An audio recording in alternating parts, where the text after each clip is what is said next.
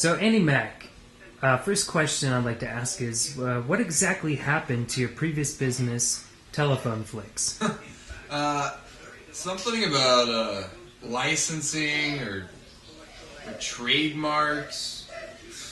I don't know exactly. I mean, I wasn't really paying attention, but that's why I hired a lawyer. That's what they do, right? So, anyway, so I started this new business in an effort to regain my masses of fortune, but to pay back my lawyer for all the attention he paid. They came in here, they stormed in and knocked down the door and ran in and grabbed all of my movies. There's nothing. There's nope, sorry, thanks for your hard work and thanks for your billions of dollars that you put in offshore accounts. We found them, so we're going to take that. And they took everything. The only thing they left me was fucking Gooby. They took the disc. It's not the first time I've been in trouble. I mean, with the music and movie industry. I mean, perhaps you're familiar with this melody.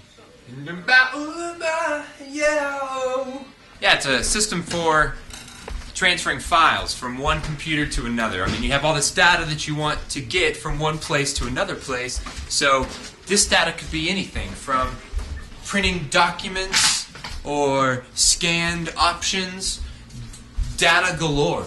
Everything for now except for songs. We're working songs, but that's too soon. That's coming. So what you do is you take this data and you put it on a disk. And then you take that disk and you mail it and you send it to the person that you want to have that data. They take the data, upload it to their computer, whammo! They've got what you wanted them to have. It's beautiful. You're on two different computers, the same information. So, yeah, I mean, it's working wonderfully. You can use it anywhere around the world. It's like a spider web that catches all this data, so thought of a real catchy name for it. I'm calling it the Internet. There's all different ways to store the data. I mean, you can use floppy disks. Floppy disks, not so floppy, but CDs. It's crazy how much information gets stored on these things. It's like a notebook for your data. It's like a data notebook. It's, I'm calling it the Andy Mac notebook. I'm calling it MacBook for short. I think that's kind of catchy. I like that. So, you want to know a secret? You want to know how all this information gets on these CDs? I mean, people have called me crazy, an asshole, a gal nut, a wambamoo. That was a little kid. I don't think he knew how to speak yet, but he called me that. He called me insane, crazy, because I know something they don't. How do you get all this information on these little tiny discs? I mean, a notebook is much bigger than this, but there's a notebook worth of information on this disc. You know how it happens? Lasers. That's how it happens. Lasers and milk. You ever hear teleportation?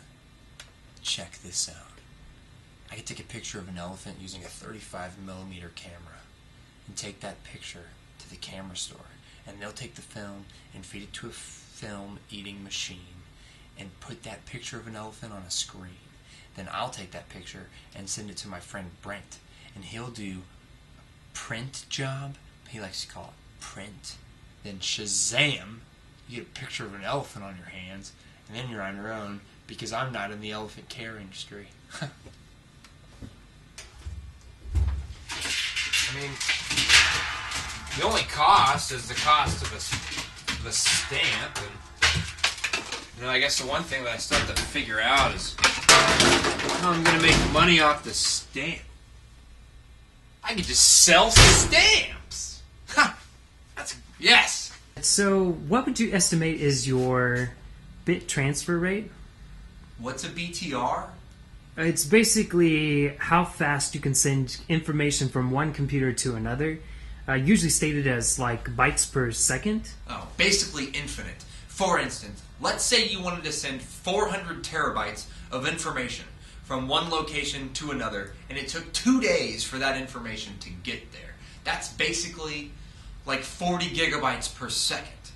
I mean, would you expect a company with an old-timey name like American Telephone and Telegraph to give you that kind of speed?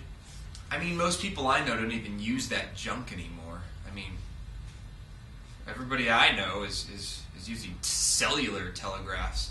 But it's just so fucking boring. And you might as well just call me Blandy.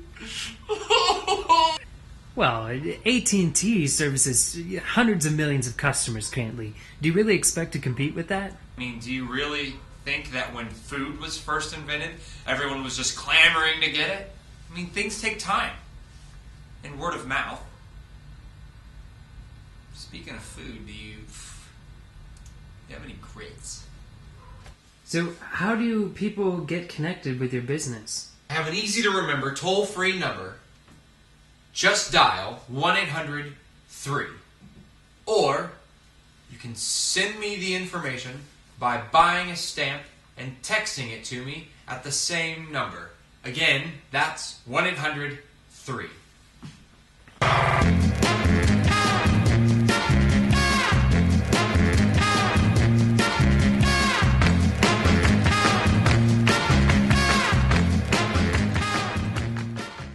gonna make a hut out of pizza cans